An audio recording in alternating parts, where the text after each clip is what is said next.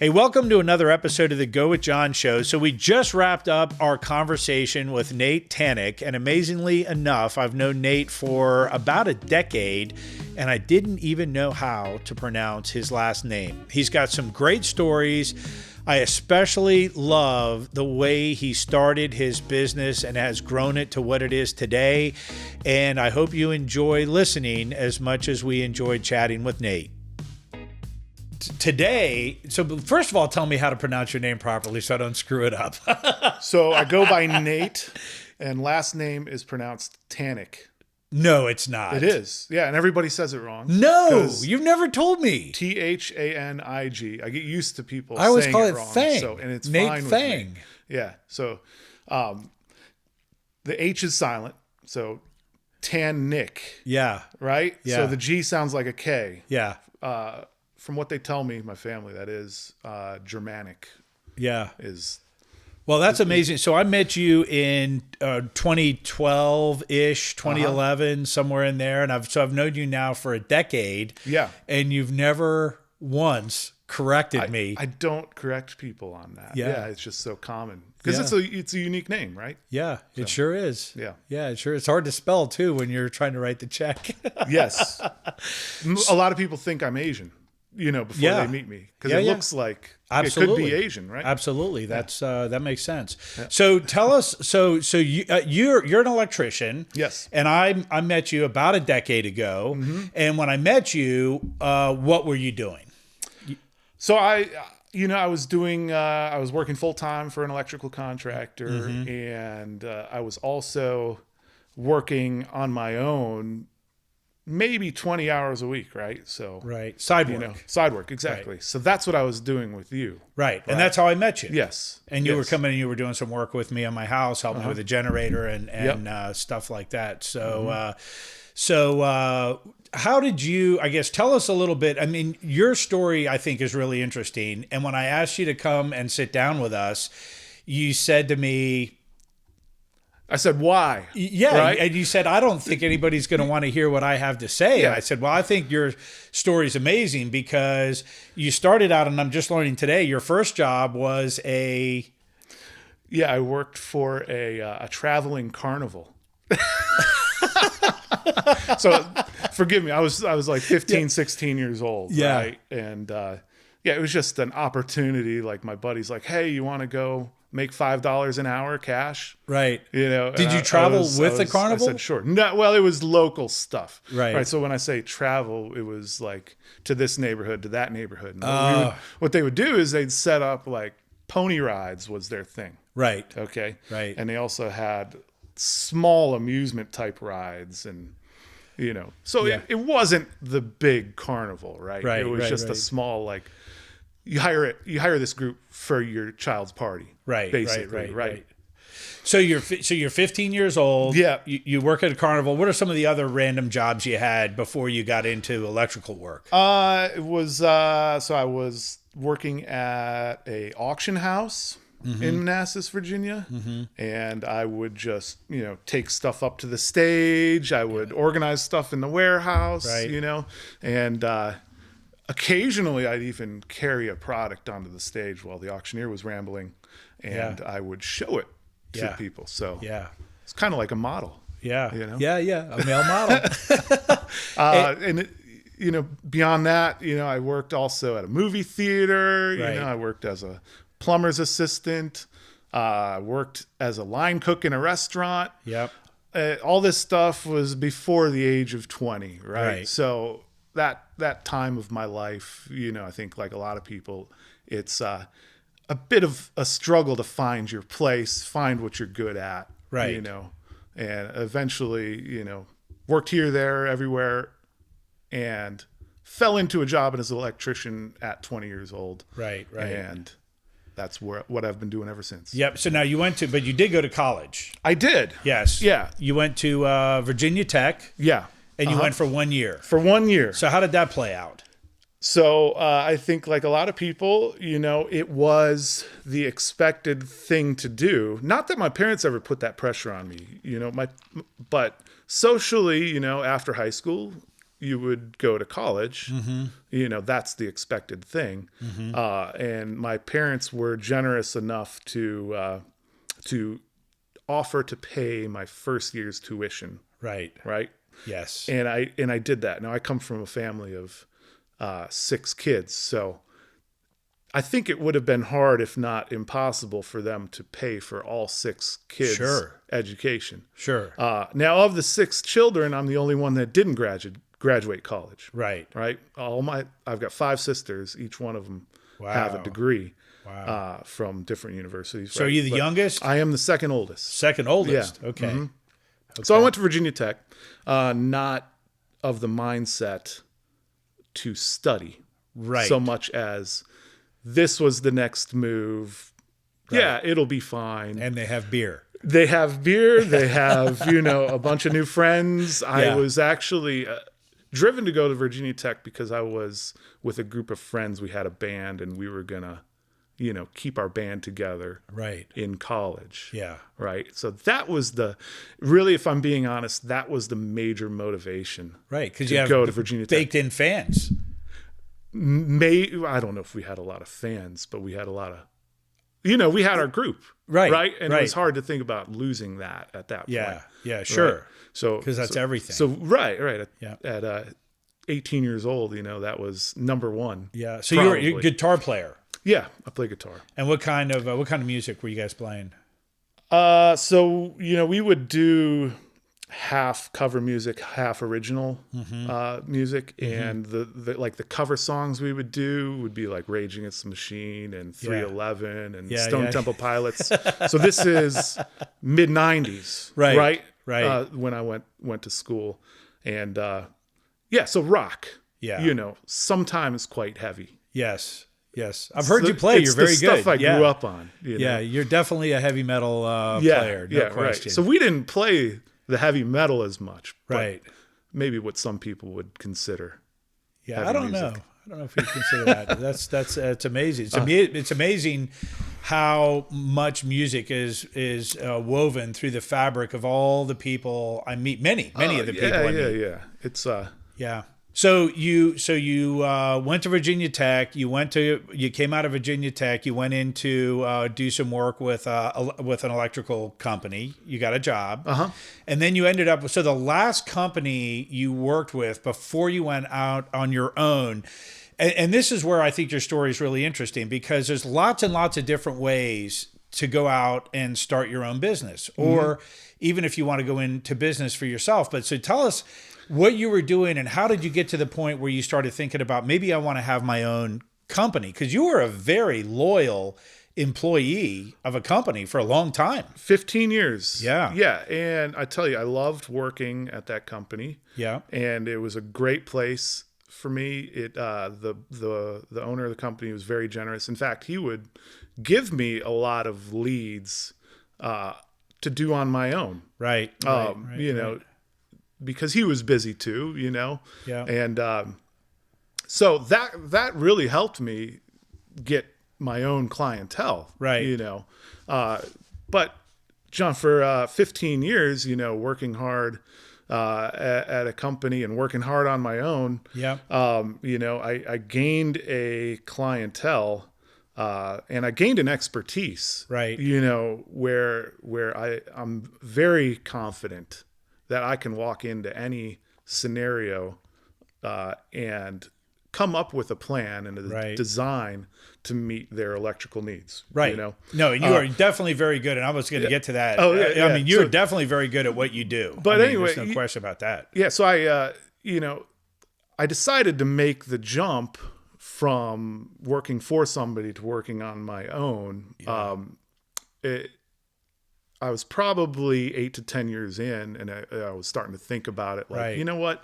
I've got the personality and the work ethic and the eye for detail where I can do this on my own. Every day I'm going to work and I'm building up clientele for this company, and I'm an hourly employee, and that's fine. But I felt like I could I could do better for myself. Yeah. And there wasn't that upward mobility in that company, which would have provided that for me. Right. No, makes sense. Yeah. So when I met you, so what year did you go work for this company? 2000. So you started in 2000. Yep. So I met you somewhere around 2011, 12, 13, somewhere in there. Yep. And so you were getting pretty close to making the leap, and you actually made the leap in 2015, October. Yes. Yeah.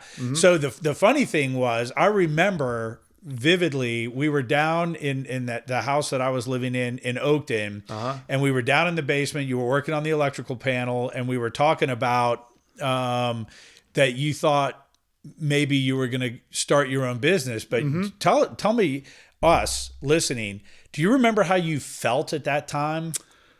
I was definitely nervous to make the jump, but there was a sense of confidence because I was working so hard on the side and I had built up a clientele of my own. Right. So I had a little bit of money in the bank. Okay. Right. I had a savings account. Right. So it really wasn't that risky. But you were nervous. I was nervous. You were Absolutely. nervous. Well, working for somebody for 15 years, Yeah. that's huge change. Yeah. Right. Yeah. And now it's going to be all on my shoulders. Right. Right. So those thoughts were definitely part of the decision to do my own thing. And so I made the jump and I was like, you know what, if I have a week or two where I'm not super busy, that's kind of a blessing. Yes. Be nice to take a vacation, take some time off, Yeah. fix up the house, whatever. Right. Free time, would be awesome. Yeah. That never really happened 5 years later. And that's all good too. Right. But, so that kind of helped me, make that decision. Like, Yeah. well, so what if I'm not as busy as I want to be? Yeah. It's okay. Yeah. Exactly. I felt confident that everything would be fine. Yeah. But yes, I was nervous. I remember how nervous you were. Yeah. Yeah. So the really interesting thing to me is you took an interesting and a very conservative path into going into business ownership. And I would argue you did it exactly the way you should probably do it, right? You worked for a company for a really long time. You learned the industry inside and out. You learned all about your trade. You know everything there is to know about electrical work in a home, and not only electrical work, but design work like lighting. And there's a lot more maybe to so. it. That being said, I'm still learning every day. We all are. Right. Yeah. Yeah. But yes, I had a confidence and an expertise there. And then you start your business all by yourself. It's just you. My wife too. Yeah, of course. Yeah. So Simia, I got to be careful, right? Yeah. Well, she does, so yes, I know the electrical business. I know the electric work. So let me rephrase the question. Yes. So I think I do know that Sumia is part of your team, a big part of the team from day one, right? Yes. And that's important. Probably the most important thing we can say all day. She's smart. She takes care of the legal end of things. Yes. Not that she has that education. Right. Or knowledge, but she's very smart and she feels her way through it. And you figure it out. Yeah. You figure it out. So I guess where I was going though is you were the only guy in the field. You start your company and you're out there working. Right. Which can be tough. A lot of what I do takes at least 4 hands. Right. Yeah. But you figure out a way to make it work. I would say it was probably 3 to 4 months in where I hired the first helper. Yeah. And it was really a decision because yes, I need an extra set of hands, but also I really liked the idea of creating an opportunity for a career for somebody else. And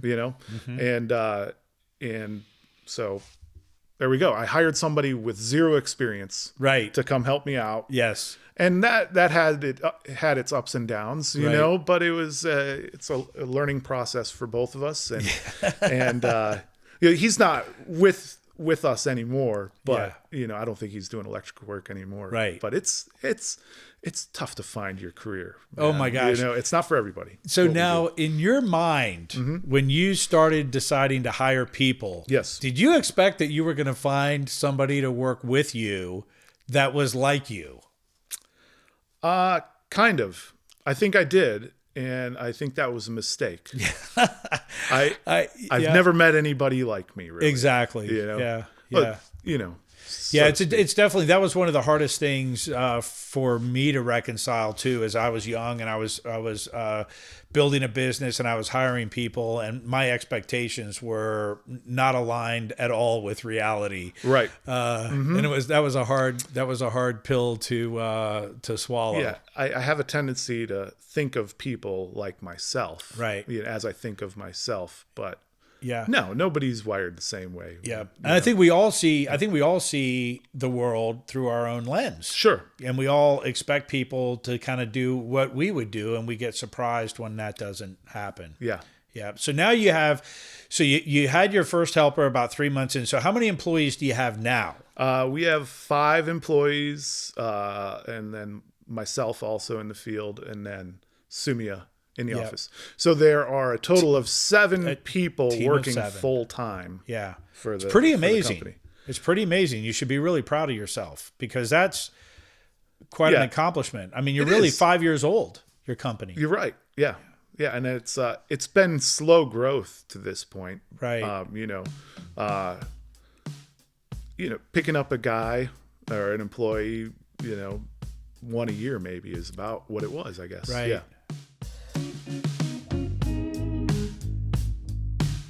In case you missed it, here's a clip from episode 4 with Mike Zell of Citizens One.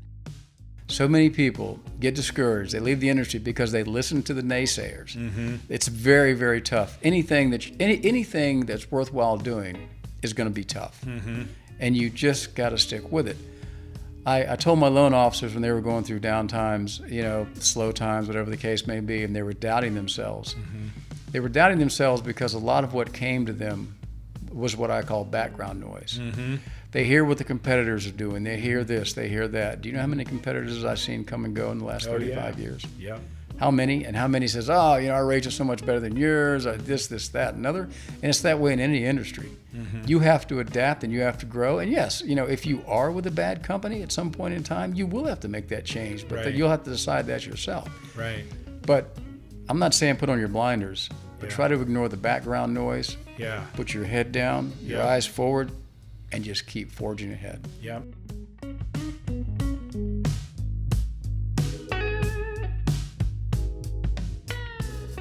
So how do you tell me about what your life is like now? So we know when you're starting your company, it's pretty easy, I think, from my perspective. When you're the only guy and you're working with your wife and you're going out there, you're in control of everything. You start bringing employees in. How does that change your life? It adds a lot of stress, but there's also a lot of benefit to it.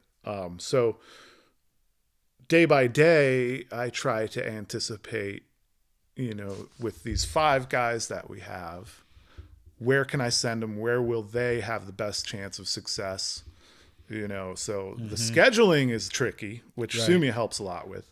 Right. To send the right people to the right job. Because we do, by the way, not to sidetrack, but we do a large variety of electrical jobs. Right. Right. Yes. It's not a factory where we're making bumpers all day long. Right. Right. We are building new construction homes. Mm-hmm. We are remodeling in some lighting for somebody. Solving problems. Troubleshooting. Yep. Building a service. Resetting somebody's GFI. There's all sorts of stuff that we will do, and each of those tasks requires a certain amount of experience, right? Right. So, and we've got our employees now range from 2 years of experience to like 10 years of experience, maybe 11 years of experience, right? And everybody has of course everybody has their strong points too, right? So we have to figure out Where are they best suited to succeed? Which Yep. job? Yeah. Personalities too, John. Yes. Everybody has a personality, right? So, where we will work with general contractors, which that may be a little bit more forgiving, Right. depending on your personality, right? You're on a job site, a construction site. Yeah. If you use off-color language, it's not as big of a deal, Right. right? We're working in somebody's house where, step in the door, take your shoes off, mind your manners, Right. and that's not suited for everybody. But I will say that everybody in our company now can do that. Yeah. But it takes training to get there if you've never done it before. Yes. So every day is training, Yes. right? It is. And- It's really all about training. Yeah. Yeah. And as a business owner, as soon as you figure that out, then you're ahead of the game. Yeah. It's a sure. it's a constant it's a constant part of our work is training. Yes. So 5 years ago, when you started this, did you visualize the growth that you've experienced? Did you expect to be where you are today? Actually, yes. Okay. I did. That's amazing. And the reason that I did expect it, because my day-to-day duties have not changed a whole lot from what I was doing with the company I used to work for. Yeah. Okay. Yeah. So 15 years with that company, I turned into the guy who kind of oversees everything Right. in the field. Right. So before I left, I was selling most of the jobs that Right. we did.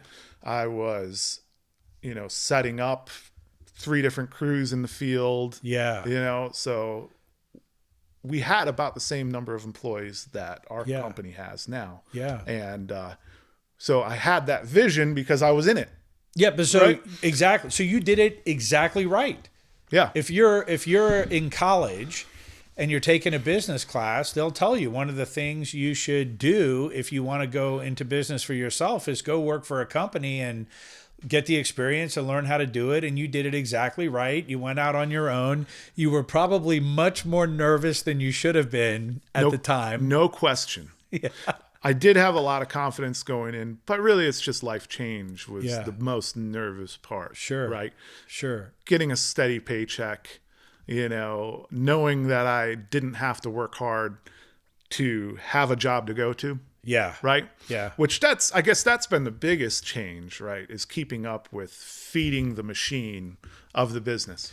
And it's fun. It is. You have to love that. Yeah. And it's not that hard because gratefully our business is 100% referral basis. It's I think I can amazing. say that. Yeah.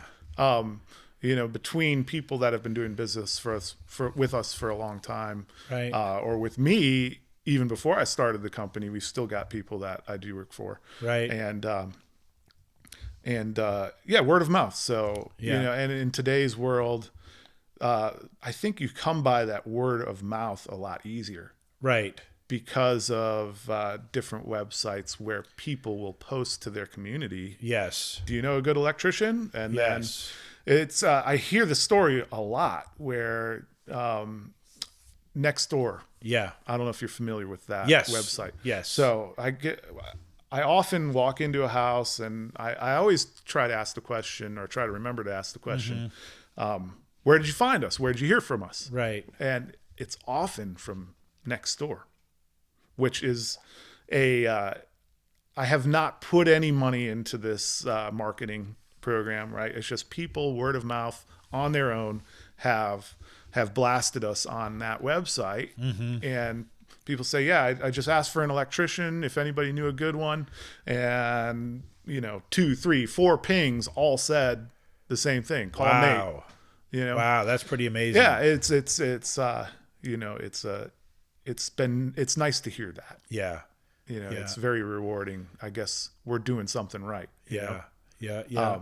So yes, it's been easy in the way that we're referral based. That's nice. You Yeah. know, So you so- don't have to worry about your marketing program and Yeah. all that other stuff that right you would now. normally. So there's exactly right now. Yeah. So and at this size, thank goodness we're keeping up with that. We're still busy. We're still, sometimes we're a little bit out on scheduling, but when you have this many employees, that's a good place to be. Yeah. I'd get really nervous if we didn't have something booked next week. Right. No kidding.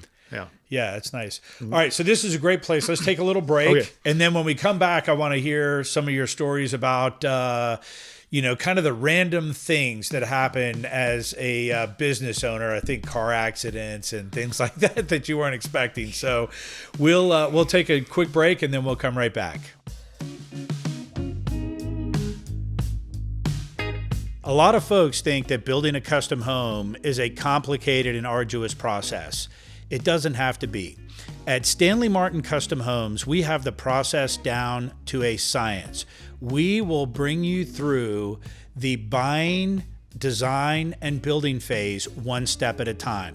Head on over to webuildonyourlot.com and check us out. Reach out to us if you want to get started on the path to your very own Stanley Martin custom home.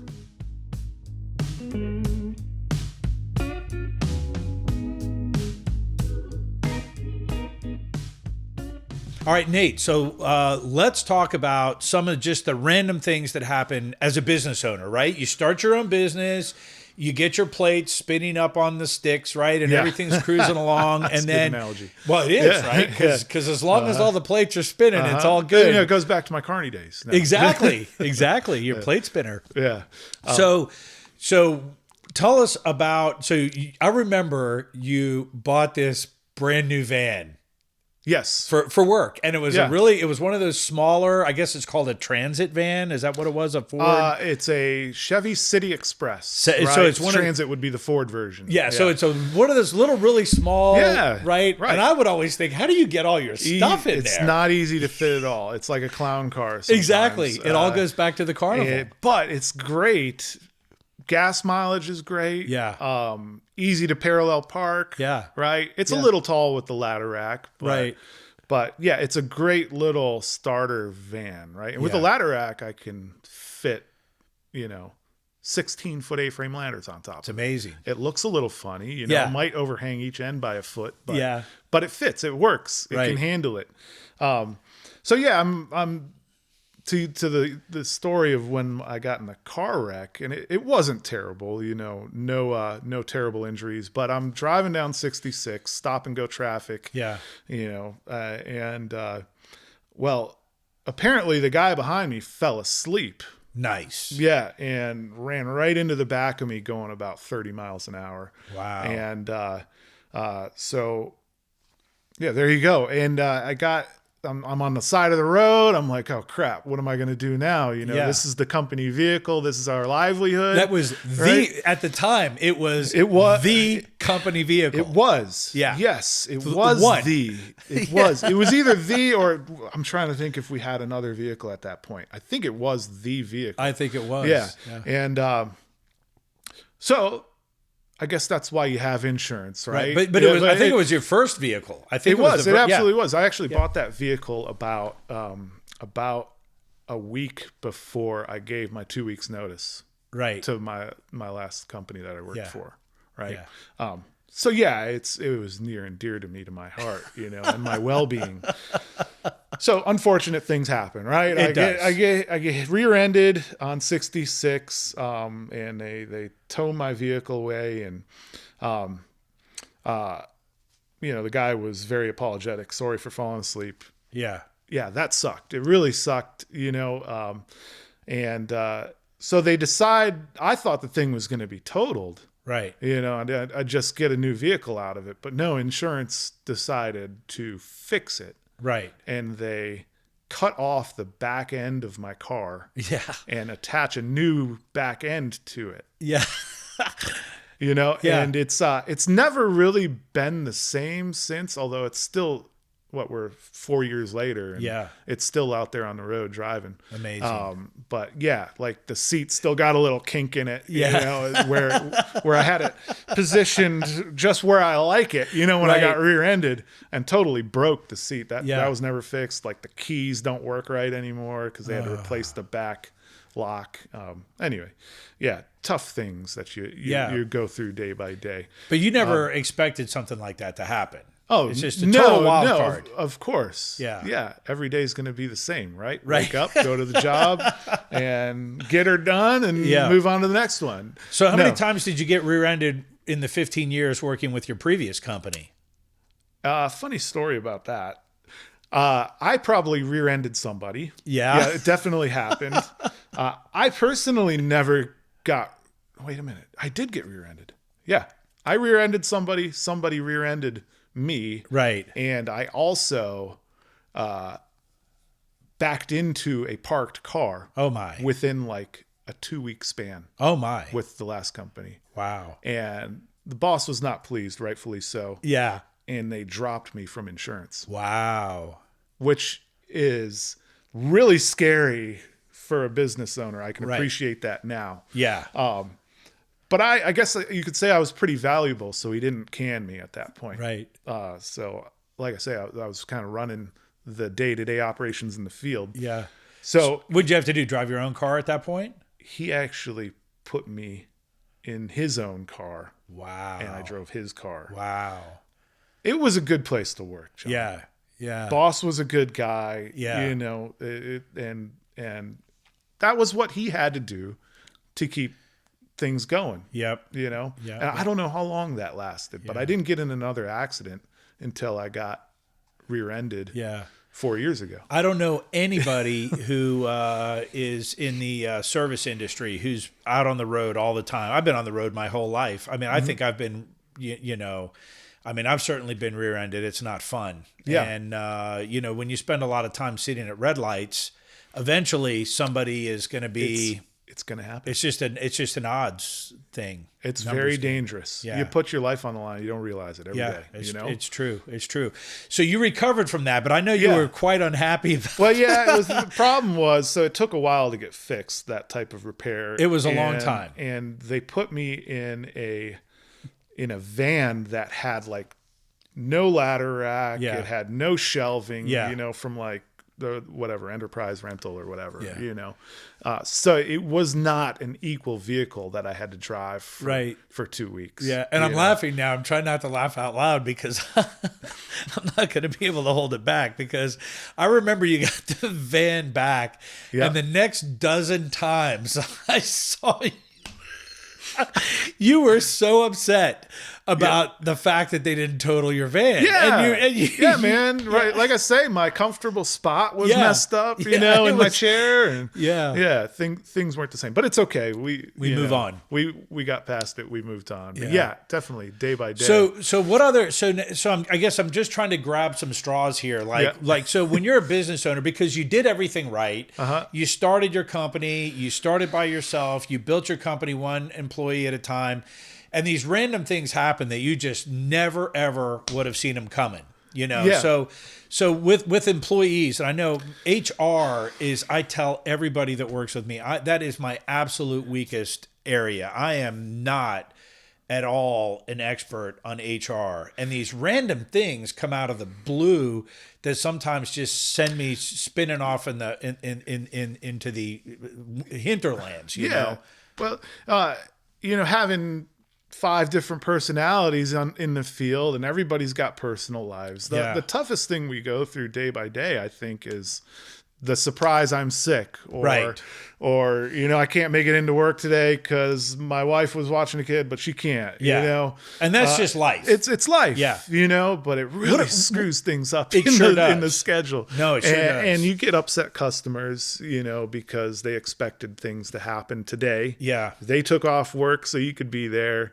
You know, it's a disruption. Yeah, you know, and those are the things we have to deal with day by day. You know, and even we've had employees in the past that were not terribly responsible adults, you know, and they had too much fun the night before, and you know, they still come to work sometimes, right? Do they put in a hard day's work? Or? I've had, I rode with one helper that I had for a while, and I can remember him just getting sick on multiple occasions, right? And I knew it was because he was having too much fun the night before. Yeah, brown bottle flu. Yeah, right. Yeah. So there I am. I thought I was going to have 4 hands today, but down to 2 again. Yeah. Yeah.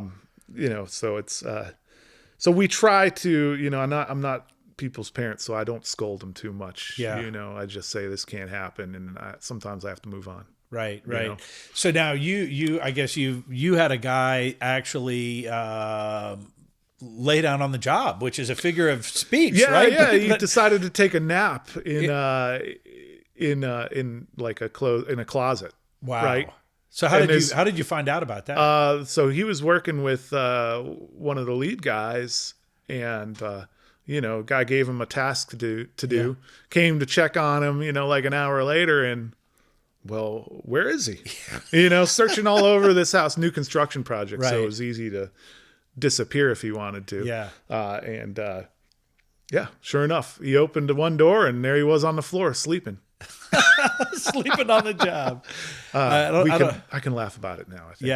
It's crazy. I think unfortunately I've experienced that as well. It's not it's not a good feeling. No, it's not. It's easy to get taken advantage of. It is. Yeah. And I'm a pretty nice boss, I think. You are. People would attest to, but well, one of the things that you've told me is you actually let your folks do side work, which I've never had that policy in any of my companies. I've always felt like it was a conflict of interest, but it is. Yeah. It might be, but I think this goes back to the way I was treated coming up. Yeah. And the fact that we're busy, the fact that we don't have to work hard to get referrals. Right. Well, I take that back. We work hard because we do a good job. Yes. Right. But things come to us because of that. We don't have to pay as much for marketing or what have you. Exactly. Yeah. You can give it back in another way. So you feel more generous. Right. When you're in that position. Makes sense. Mm-hmm. So tell us the story about the. I guess you had a client that had intermittent. Yeah. So we had a customer of ours where she had some lights not working in her kitchen, and so I get up. It's a vaulted ceiling, so I have to get way up there, and I'm on a 10-foot ladder, and I'm, we always have to be prepared while we're opening up electrical light fixtures and outlets and things. Sure. That we don't shock ourselves. Right.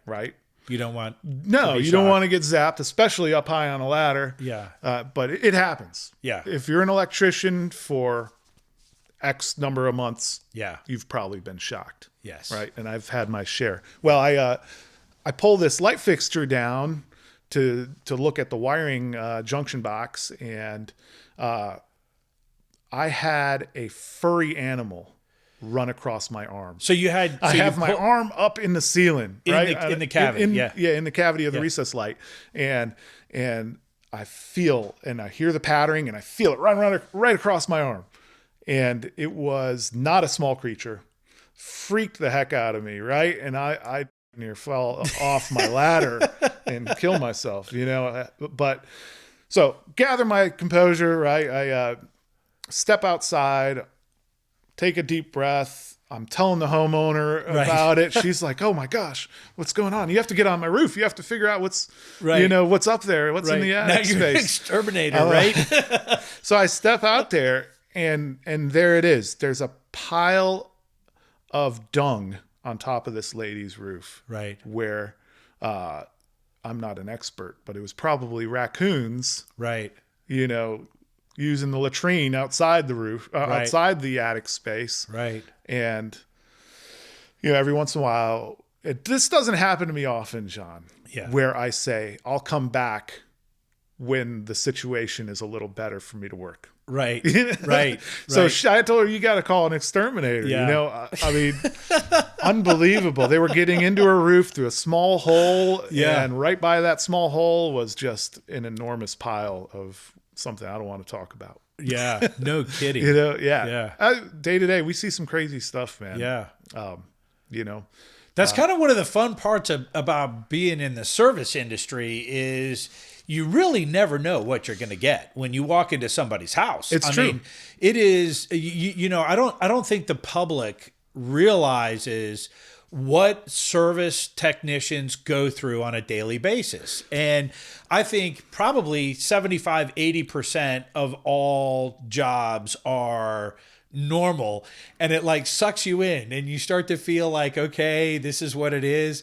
And then you show up at this random house where somebody's not quite right, or there's something going on in the household where there's a lot of tension and you don't realize it at first. And like personalities can blow up. You find raccoons in the attic. I mean, it's just, it's quite something. Yeah. We put ourselves out there, and it's great because we meet a lot of interesting people, a lot of good people. I have, I feel like I'm blessed to,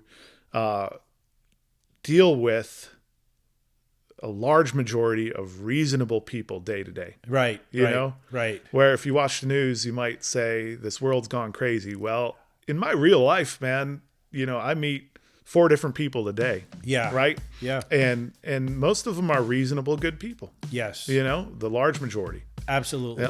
Yep. I agree with you. So. I agree with you there.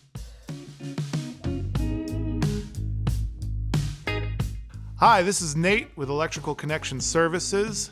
When you need an electrician, give us a call at 703-231-3572 or email us at electricalconnectionservices@outlook.com. We serve Northern Virginia.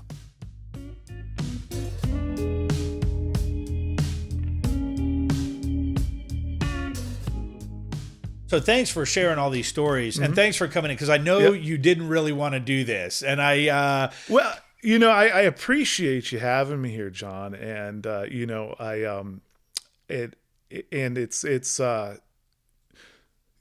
feel, I guess, humbled to be here because I know the caliber of folks you've had on this show, and to be on that list it's humbling. It really is. Thanks but for having me. You've got it. You're definitely part of that list, and you've got a great story. And I think the one of the missions is to share stories, to give people inspiration, to let other people see how you did it. Because I think you did it. Your story to me is particularly interesting because you were so methodical and deliberate, and you planned for a long time. I was careful and I was confident because by the time I dove in, I was an expert in my field. Yeah, absolutely. So you did make a comment right before we turned on the microphones that when you come onto the show, we give you, and I pretty much already knew, I think, how this conversation was going to go today because I knew you, but we give people a form to fill out and say, hey, is there anything you don't want to talk about or anything you do want to talk about and things like that. And so you made a comment that it was tell me about the exercise of filling out that form. Yeah. So, it was a very healthy thing that I did. It's some retrospective of what I've been through. Day-to-day life, trying to think about, well, if I go on John's show, I gotta be interesting. I gotta think about what's happened to me, in the last 5+ years. Right. And it was some self-auditing. That was it's a very healthy thing to do now and then.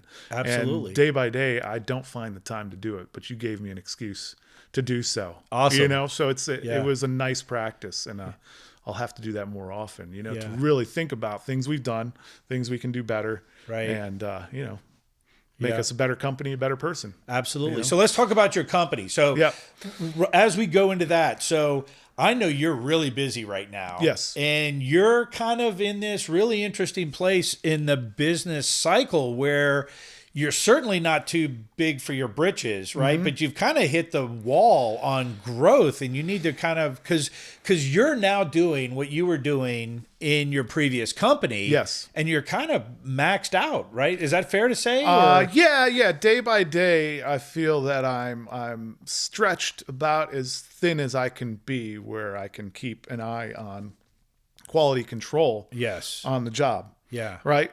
Which is necessary. Yeah. Right. The next move, we said earlier that you'd never find somebody like yourself. Well, I feel like I need to. Yes. To make the next absolutely to make the next step. Somebody Yeah. that I see eye to eye with, and can have the eye for detail and the level of quality that we expect day to day on installations. But yeah, I mean, and we've got some really good.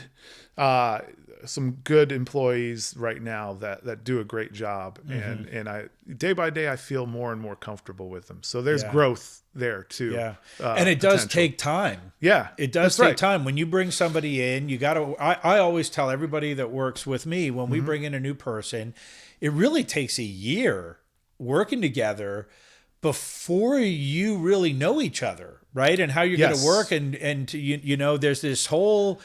Well, there's always a, what do you call it?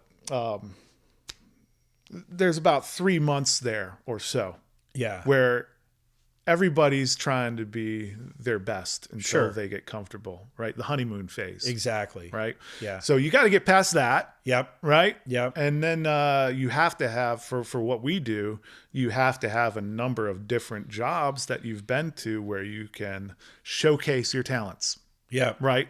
Yep. On the different types of work that we do. Exactly. And it does take a while. Yeah. I think a year is probably about right. Yeah. Yeah. So let's talk about the different kind of work you do. So give us so you do commercial work. Yes. You do new construction. Yes. Right. So I think we all know what that is. Yes. And so what else do you guys do? So our bread and butter, John, is probably additions, remodels to homes. So a lot of the contractor work that we do. So in our business, probably 60% of it comes from general contractors. Right.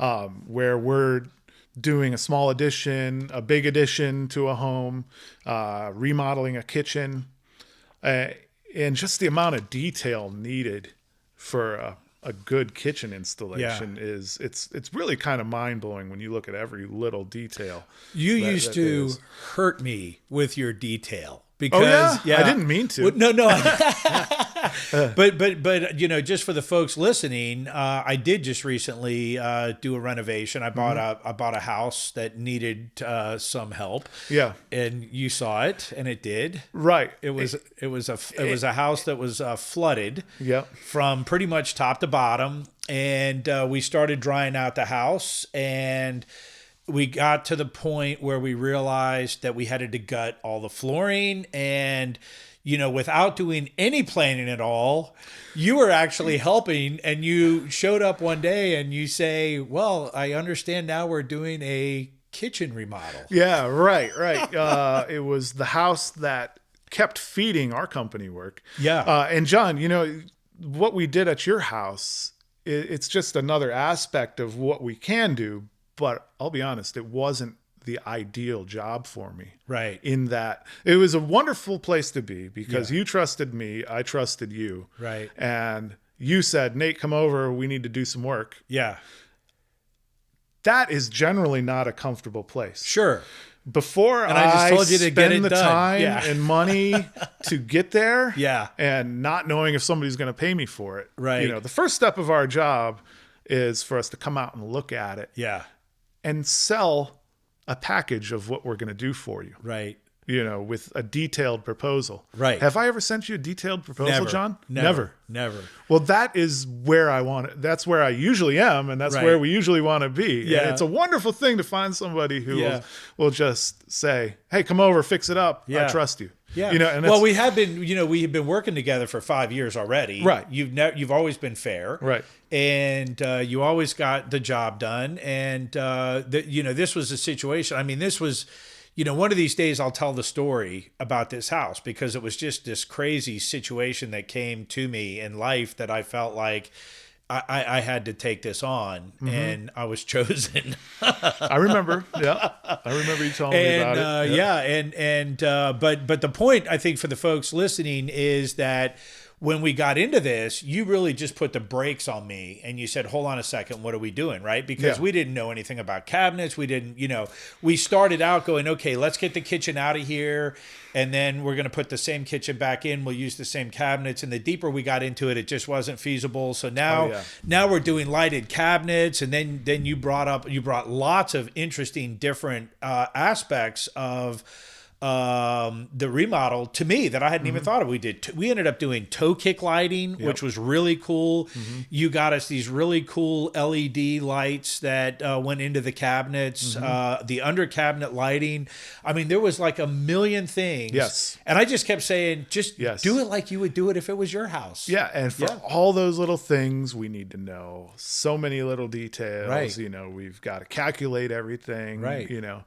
And But we rolled with it. You did. Right? We rolled with it step by step. And that's not the ideal way you want to operate. It's not. And people that don't know you that well, which is most people. Yeah. Right?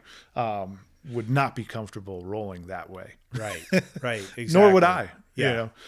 So.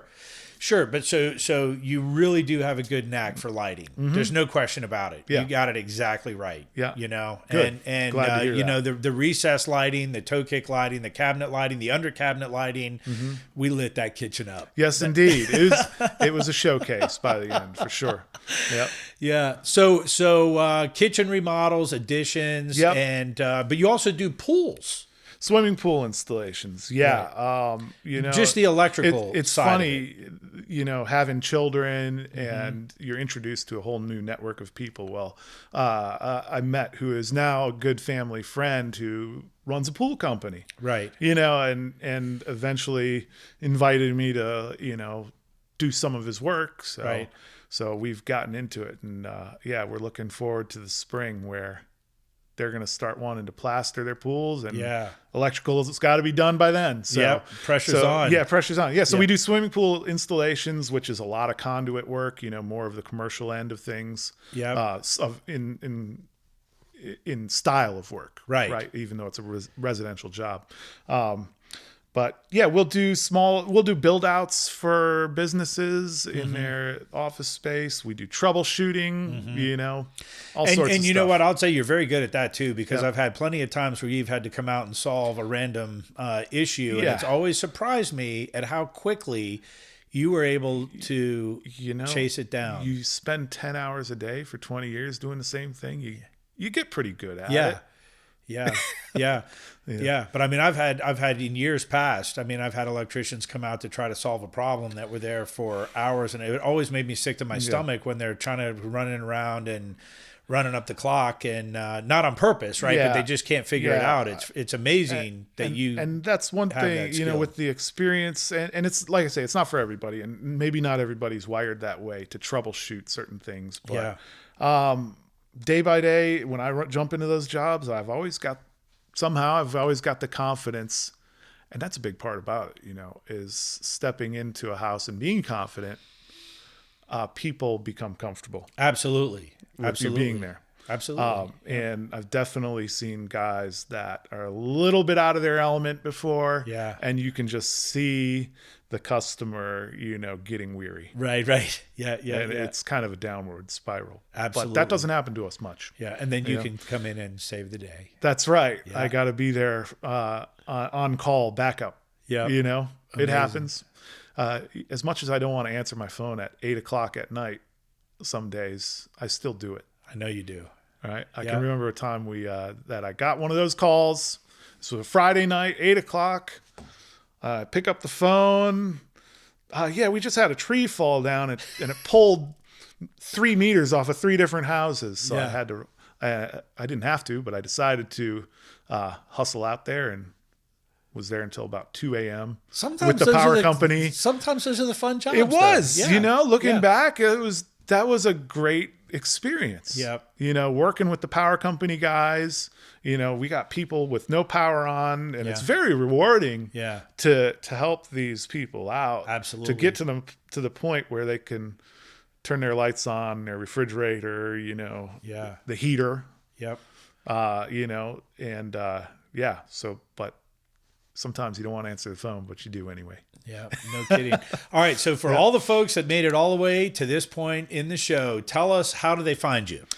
So email, if you need an electrician, our email is electricalconnectionservices@outlook.com. Yep. Our website is electricalconnectionservices.com. Yep.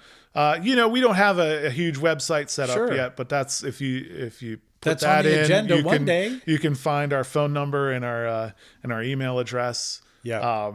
And that's how you'd find us. Well, do you give fantastic. phone numbers out Sure. on a podcast, Sure. John? You can do it. So our office phone line is also 703-231-3572. Well, there you go. Yep. So, Nate, thank you for coming in. And Thank you for having me. sharing your story. It's a good one. I love it. And I hope it inspires somebody to go out there and chase their own dream. I hope so too, John. Thanks for having me. You got it. All right. Like what you're hearing on the Go With John show? Let us know what you think by leaving a review on Apple Podcasts and share this episode with your friends. To sign up for show updates, head to gowithjohn.com to join our list.